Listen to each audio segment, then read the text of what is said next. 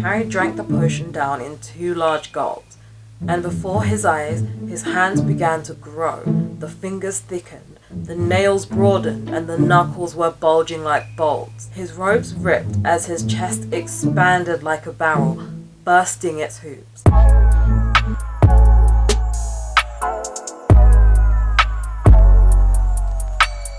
Hey guys! I am Charlotte the Starlet. These are my girls, Angel and Glitter, and this is my little boy Seth.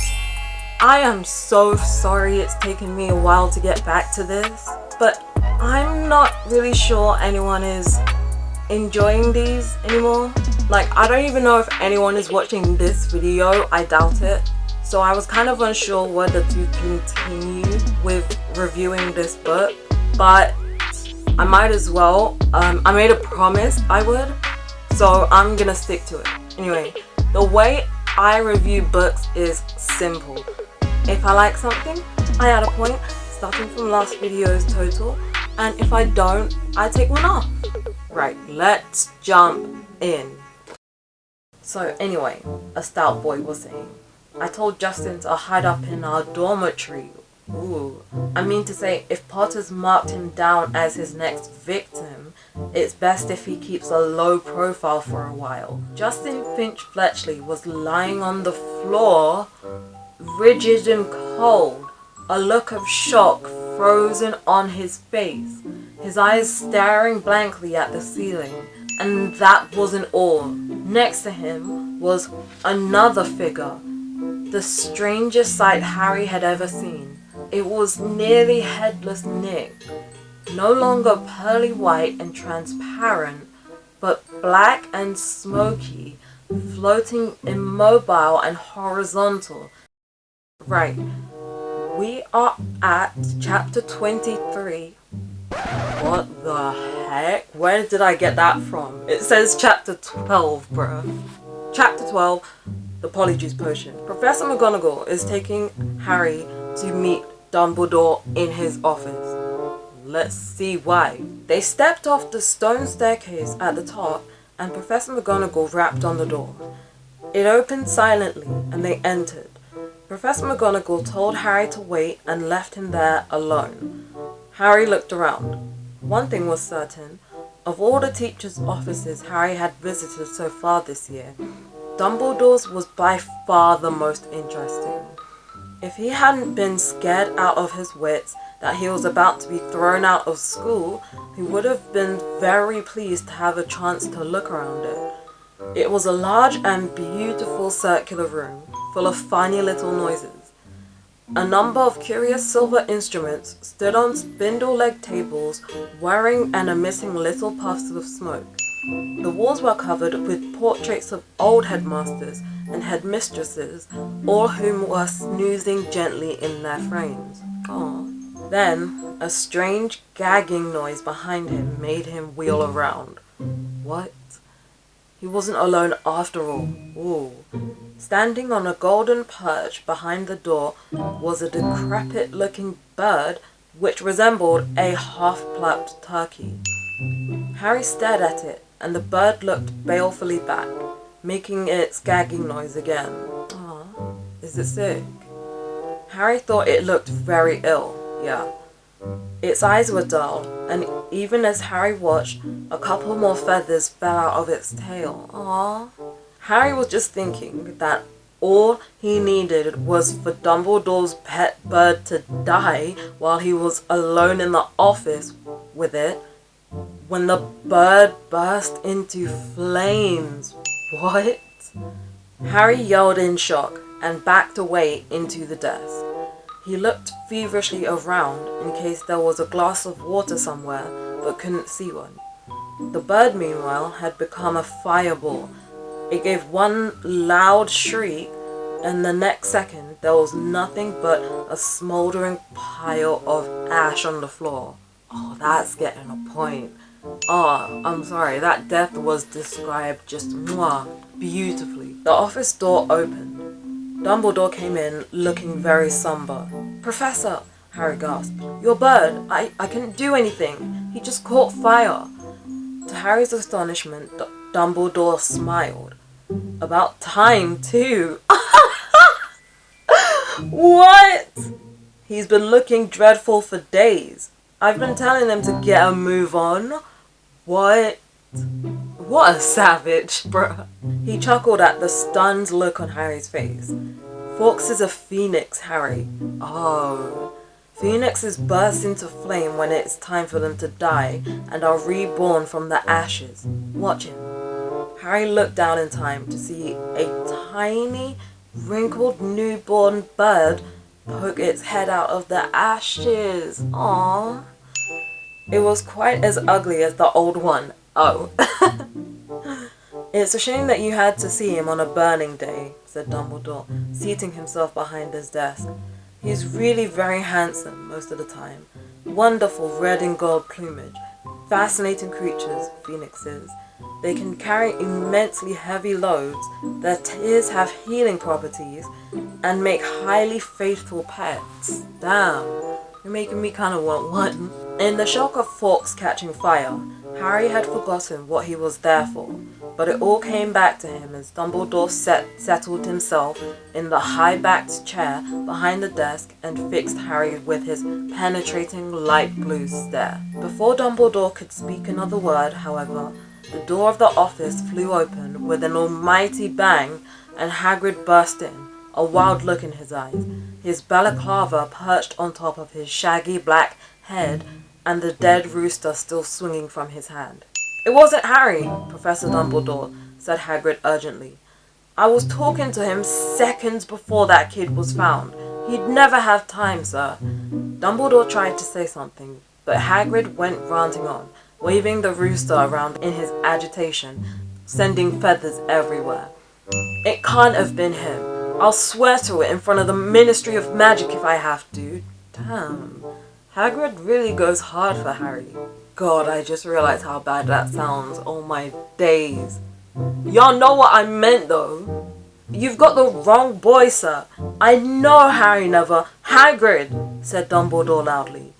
I do not think that Harry attacked those people. Oh, said Hagrid, the rooster falling limply at his side. Right. I'll wait outside then, Headmaster. He stomped out looking embarrassed. You don't think it was me, Professor? Harry repeated hopefully, as Dumbledore brushed rooster feathers off his desk. No, Harry, I don't, said Dumbledore, though his face was somber again. But I still want to talk to you. Harry waited nervously while Dumbledore considered him, the tip of his long fingers together. I must ask you, Harry, whether there's anything you'd like to tell me. Ayo, that is like one of the scariest things an adult can say to a kid. Oh my gosh. When you both know that you have done something you shouldn't. That's the worst. And it's usually rubbed in with the line, I'm not mad, I'm just disappointed. Oh Lord. Anything at all? No, said Harry. There isn't anything, Professor. Bold moves from Harry. The double attack on Justin and nearly headless Nick turned what had what had been hitherto nervousness into real panic. Curiously, it was nearly headless Nick's fate that seemed to worry people most. What could possibly do that to a ghost? People asked each other. What terrible power could harm someone who was already dead? There was almost a stampede to book seats on the Hogwarts Express so that students could go home for Christmas. At this rate, we'll be the only ones left, Ron told Harry and Hermione. I would kind of love that. Oh my gosh. If I was a Hogwarts student, I would absolutely want to have the entire castle to myself. Yeah, maybe with like just a couple of teachers, you know, McGonagall, Hagrid, Dumbledore. That's it though. Don't need the rest of them. Us, Malfoy, Crabbe and Goyle. What a jolly holiday it's going to be. Crabbe and Goyle, who always did whatever Malfoy did, had signed up to stay over the holidays too. But Harry was glad that most people were leaving. He was tired of people skirting around him in the corridors, as if he was about to sprout fangs or spit poison. Tired of all the muttering, pointing and hissing as he passed. I bet, yeah, that's got to be annoying. Fred and George, however, found all this very funny. They went out of their way to march ahead of Harry down the corridors, shouting, "Make way for the heir of Slytherin! Seriously, evil wizard coming through!"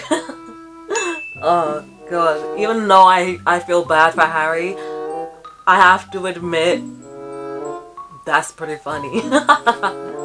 Percy was deeply disapproving of this behavior. "It is not a laughing matter," he said coldly. "Oh, get out of the way, Percy," said Fred. "Harry's in a hurry." "Yeah, he's nipping off to the Chamber of Secrets for a cup of tea with his fanged servant," said George, chortling. Ginny didn't find it amusing either. "Oh, don't!" she wailed every time Fred asked Harry loudly who he was planning to attack next, or George pretended to ward Harry off with a large clove of garlic when they've met. Harry didn't mind.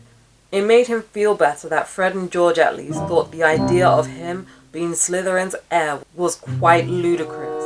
But their antics seemed to be aggravating Draco Malfoy, who looked increasingly sour each time he saw them at it. "It's because he's bursting to say it's really him," said Ron knowingly. "You know he hates anyone beating him at anything, and you're getting all the credit for his dirty work." "Not for long," said Hermione in a satisfied tone. "The Polyjuice Potion's nearly ready. We'll be getting the truth out of him any day now." At last, the term ended, and a silence deep as the snow on the ground descended on the castle. Harry found it peaceful rather than gloomy, and enjoyed the fact that he, Hermione, and the Weasleys had the run of Gryffindor Tower, which meant that they could play Exploding Snap loudly without bothering anyone, and practice dueling in private, yeah. Fred, George and Ginny had chosen to stay at the school rather than visit Bill in Egypt with Mr. and Mrs. Weasley. Percy, who disapproved of what he termed their childish behaviour, didn't spend much time in the Gryffindor common room. He had already told them pompously that he was only staying over Christmas because it was his duty as a prefect to support the teachers during this troubled time. You know, I feel like Percy would make a great politician. Christmas morning dawned, cold and white. Harry and Ron, the only ones left in their dormitory, were woken very early by Hermione, who burst in, fully dressed and carrying presents for both of them. "Aw, wake up," she said loudly, pulling back the curtains at the window. "Oh no, I'm so sorry, but I hate it when anyone does this. Like, I prefer being in dark room. Like, and I am known to give people the most sour looks for turning on a light or opening my curtains to wake me up." "Hermione, you're not supposed to be in here," said Ron, shielding his eyes against the light. "Merry Christmas to you too," said Hermione, throwing him his present. "I've been up for nearly an hour, adding more lace wigs to the potion. It's ready." "Ooh." Harry sat up, suddenly wide awake. "Are you sure?" "Positive," said Hermione, shifting Scabbers the rat so that she could sit down on the end of his four-poster. "If we're going to do it, I say we do it tonight." At that moment, Hedwig swooped into the room, carrying a very small package in her beak. "Hello," said Harry happily as she landed on his bed. "Are you speaking to me again?" She nibbled his ear in an affectionate sort of way, which was a far better present than the one she'd brought him, which turned out to be from the Dursleys. They had sent Harry a toothpick and a note telling him to find out whether he'd be able to stay at Hogwarts for the summer holidays too. Wow, how mature. The rest of Harry's Christmas presents were far more satisfactory. Hagrid had sent him a large tin of treacle fudge, which Harry decided to soften by the fire before eating. Ron had given him a book called Flying with the Cannons, a book of interesting facts about his favorite Quidditch team. And Hermione had brought him a luxury eagle-feathered quill. Harry opened the last present to find a new hand-knitted jumper from Mrs. Weasley, and a large plum cake. He put up his card with a fresh surge of guilt, thinking about Mr. Weasley's car, which hadn't been seen since its crash with the Whomping Willow, and the bout of rule-breaking he and Ron were planning next.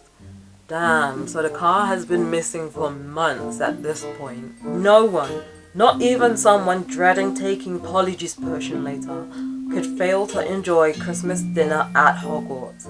The Great Hall looked magnificent. Not only were there a dozen frost-covered Christmas trees and thick streamers of holly and mistletoe crisscrossing the ceiling, but enchanted snow was falling, warm and dry from the ceiling. Dumbledore led them in with a few of his favourite carols, Hagrid booming more and more loudly with each goblet of eggnog he consumed, like my dad.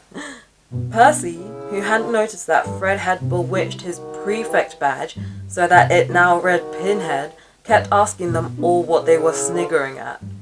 Harry didn't even care that Draco Malfoy was making loud, snide remarks about his new jumper from the Slytherin table. With a bit of luck, Malfoy would be getting his comeuppance in a few hours' time. Harry and Ron had barely finished their third helpings of Christmas pudding when Hermione ushered them out of the hall to finalize their plans for the evening. "We still need a bit of the people you're changing into," said Hermione, matter-of-factly, as though she was sending them to the supermarket for washing powder. Also give that a point. "And obviously, it'll be best if you can get something of Crabbe and Goyle's. They're Malfoy's best friends. He'll tell them anything. And we also need to make sure that the real Crabbe and Goyle can't burst in on us while we're interrogating him. I've got it all worked out," she went on smoothly, ignoring Harry and Ron's stupefied faces. She held up 2 plump chocolate cakes. "I filled these with a simple sleeping draught. All you have to do is make sure Crabbe and Goyle find them. You know how greedy they are. They're bound to eat them. Once they're asleep, pull out a few of their hairs and hide them in the broom cupboard." Harry and Ron looked incredulously at each other. That could go seriously wrong. But Hermione had a steely glint in her eye, not unlike the one Professor McGonagall sometimes had. "The potion will be useless without Crabbe and Goyle's hair," she said sternly. "You do want to investigate Malfoy, don't you?" "Oh, all right," said Harry. "But what about you? Whose hair are you ripping out?" "I've already got mine," said Hermione brightly, pulling a tiny bottle out of her pocket and showing them the single hair inside it. "Remember Millicent Bulstrode wrestling with me at the dueling club? She left this on my robes when she was trying to strangle me. And she's gone home for Christmas, so I'll just have to tell the Slytherins I've decided to come back." When Hermione had bustled off to check on the Polyjuice Potion again, Ron turned to Harry with a doom-laden expression. "Have you ever heard of a plan where so many things could go wrong?" But to Harry and Ron's utter amazement, stage 1 of the operation went just as smoothly as Hermione had said. They lurked in the deserted entrance hall after Christmas tea, waiting for Crabbe and Goyle, who'd remained alone at the Slytherin table, shoveling down 4th helpings of trifle. Ugh, I could not stomach that much trifle. Harry had perched the chocolate cakes on the end of the banisters. When they spotted Crabbe and Goyle coming out of the Great Hall, Harry and Ron hid quickly behind a suit of armor next to the front door. "How thick can you get?" Ron whispered ecstatically, as Crabbe gleefully pointed out the cakes to Goyle and grabbed them. Grinning stupidly, they stuffed the cakes whole into their large mouths. For a moment, both of them chewed greedily, looks of triumph on their faces. Then, without the smallest change of expression, they both keeled over backwards onto the floor. Much the most difficult bit was hiding in the cupboard across the hall. Once they were safely stowed among the buckets and mops, Harry yanked a couple of the bristles that covered Goyle's forehead, and Ron pulled out several of Crabbe's hairs. They also stole their shoes, because their own were far too small for Crabbe and Goyle-sized feet. Then, still stunned at what they'd just done, they sprinted up to Moaning Myrtle's bathroom. They could hardly see for the thick black smoke issuing from the cubicle in which Hermione was stirring the cauldron. Pulling their robes up over their faces, Harry and Ron knocked softly on the door. Hermione? They heard the scrape of the lock and Hermione emerged, shiny-faced and looking anxious. Behind her, they heard the gloop-gloop of the bubbling, treacle-thick potion. 3 glass tumblers stood ready on the toilet seat. "Did you get them?" Hermione asked breathlessly. Harry showed her Goyle's hair. "Good. And I sneaked these spare robes out of the laundry," Hermione said, holding up a small sack. "You'll need bigger sizes since you're Crabbe and Goyle." The 3 of them stared into the cauldron. Close up, the potion looked like thick, dark mud bubbling sluggishly. "I'm sure I've done everything right," said Hermione nervously, rereading the splotched page of Most Potent Potions. "It looks like the book says it should. Once we've drunk it, we'll have exactly an hour before we change back into ourselves. Just like how Cinderella had up until midnight before her magic wore off." "Now what?" Ron whispered. "We separate it into 3 glasses and add the hairs." Hermione ladled large dollops of the potion into the glasses. Then, her hand trembling, she shook Millicent Bulstrode's hair out of its bottle into the first glass. The potion hissed loudly like a boiling kettle and frothed madly. A second later, it had turned a sick sort of yellow. Ugh. "Essence of Millicent Bulstrode," said Ron, eyeing it with a loathing. "Bet it tastes disgusting." "Add yours then," said Hermione. Harry dropped Goyle's hair into the middle glass, and Ron put Crabbe's into the last one. Both glasses hissed and frothed. Goyle turned the khaki colour of a bogey. Crabbe's a dark murky brown. "Hang on," said Harry, as Ron and Hermione reached for their glasses. "We'd better not all drink them in here. Once we turn into Crabbe and Goyle, we won't fit. And Millicent Bulstrode's no pixie." "Good thinking," said Ron, unlocking the door. "We'll take separate cubicles." Careful not to spill a drop of his Polyjuice Potion, Harry slipped into the middle cubicle. "Ready?" he called. "Ready," came Ron and Hermione's voices. 1, 2, 3. Pinching his nose, Harry drank the potion down in 2 large gulps. It tasted like overcooked cabbage. No! Immediately, his insides started writhing as though he'd just swallowed live snakes. Ugh! Doubled up, he wondered whether he was going to be sick. Then, a burning sensation spread rapidly from his stomach to the very ends of his fingers and toes. Next, bringing him gasping to all 4s, came a horrible melting feeling as the skin all over his body bubbled like hot wax, and before his eyes, his hands began to grow, the fingers thickened, the nails broadened, and the knuckles were bulging like bolts. His shoulders stretched painfully, and a prickling on his forehead told him that hair was creeping down towards his eyebrows. His robes ripped as his chest expanded like a barrel, bursting its hoops. His feet were agony in shoes 4 times too small. As suddenly as it had started, everything stopped. Harry lay face down on the cold stone floor, listening to Myrtle gurgling morosely in the end toilet. With difficulty, he kicked off his shoes and stood up. So, this is what it felt like being Goyle. His large hands trembling, he pulled off his old robes, which were hanging a foot above his ankles, pulled on the spare ones, and laced up Goyle's boat-like shoes. He reached up to brush his hair out of his eyes, and met only the short growth of wiry bristles, low on the forehead. Then he realized that his glasses were clouding his eyes, because Goyle obviously didn't need them. He took them off and called, "Are you two okay?" Goyle's low rasp of a voice issued from his mouth. "Yeah," came the deep grunt of Crab from his right. Harry unlocked the door and stepped in front of the cracked mirror. Goyle stared back at him out of dull, deep-set eyes. Harry scratched his ear. So did Goyle. Ron's door opened. They stared at each other, except that he looked pale and shocked. Ron was indistinguishable from Crab, from the pudding basin haircut to the long gorilla arms. I love how J.K. Rowling always subtly roasts her characters. "This is unbelievable," said Ron, approaching the mirror and prodding Crab's flat nose. "Unbelievable!" "We'd better get going," said Harry, loosening the watch that was cutting into Goyle's thick wrist. "We've still got to find out where the Slytherin common room is. I only hope we can find someone to follow." Ron, who'd been gazing at Harry, said, "You don't know how bizarre it is to see Goyle thinking." He banged on Hermione's door. "Come on, we need to go." A high-pitched voice answered him. I don't think I'm going to come after all. You go on without me." "Hermione, we know Millicent Bulstrode's ugly. No one's going to know it's you." "No, really, I don't think I'll come. You two hurry up, you're wasting time."